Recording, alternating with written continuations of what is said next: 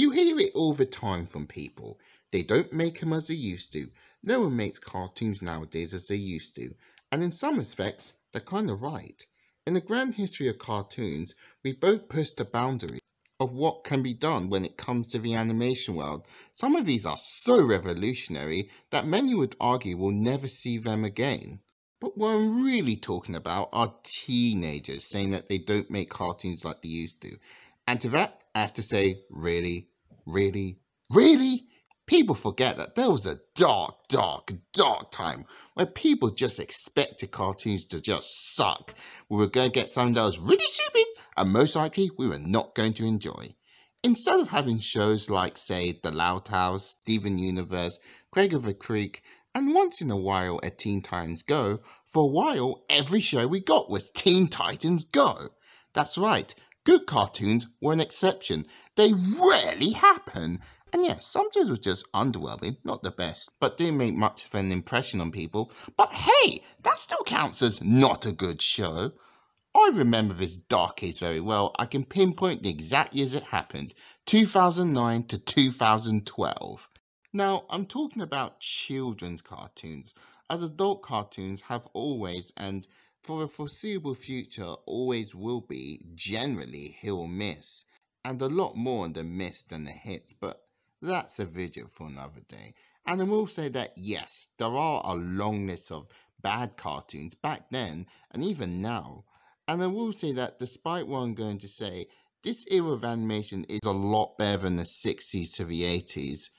I mean, that period of animation was just miserable. But honest to God, there was a period not too long ago where cartoons were just down the gutter. Now, to understand why this happened, it's best to look at the shows that came prior and after. Now, before 2009, some changes were happening in the animation industry. One of the biggest changes was how new mediums of animation were forming, especially back during the late 90s with CGI and Flash starting to take off. And especially by the second half of the aughts, we had a lot more CGI and Flash animated shows being made. And from 2009 to 2012, it really exploded there.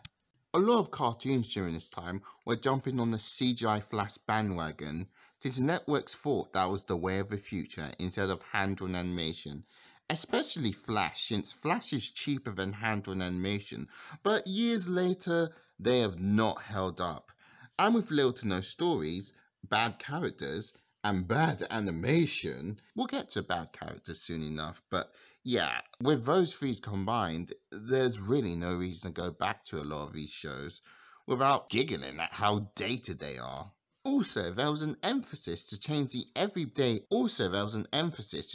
everyman protagonist into a wacky, crazy character, or characters. Nothing wrong with that, except for the fact that the characters were just a bunch of annoying little twits that shout a lot and shout out a bunch of lame, cringy jokes.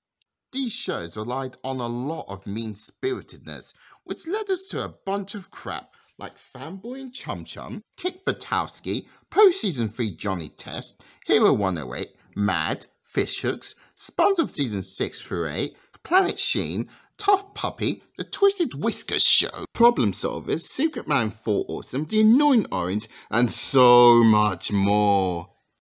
Remember Regular Show? It was a good show! It was funny, creative, had likable characters, but when that show came out, everyone was claiming it like it was a second coming. It was like, holy gosh, a cartoon can be funny and clever? What the heck? Now, don't get me wrong, it's a good show, but back then, good meant amazing. Anything that was good, creative, and new was considered the holy grail. And yeah, once in a while you can get a good show like Adventure Time, The Amazing World of Gumball, and Phineas and Ferb, but they were pretty few and far between. Everything was a rehash of a formula that we were way too familiar with, and they sucked so hard. So you might be wondering, what changed to make cartoons get back on track? Well, one was the internet. Whereas before you were gaining feedback from focus groups and critics who do offer good criticism, but many would argue don't always represent the everyman. Suddenly, we were getting feedback from people on the internet. Everyone could post in a forum on why a show was good or bad, and with good effect too. And because of this, networks decided to take notice and did something different. The opposite. Shows such as Gravity Falls and Steven Universe offered new ideas that weren't in kids' shows prior. Shows like Wonder Over Yonder and Star vs. The Force of Evil, despite how I think the show is very overrated, delved deeper into their characters and had a bigger emphasis on continuity, despite starting out as wacky over-the-top shows. And granted, things aren't perfect now in the animation industry, but I'll give you something, the ratio between good to bad in the last few years is a much higher than in 2012. Like seriously, I can pinpoint to 15 great shows from the last few years. And despite, like I said, things not being perfect right now, it's great to know that great shows are still being pumped out. So what do you think about this video?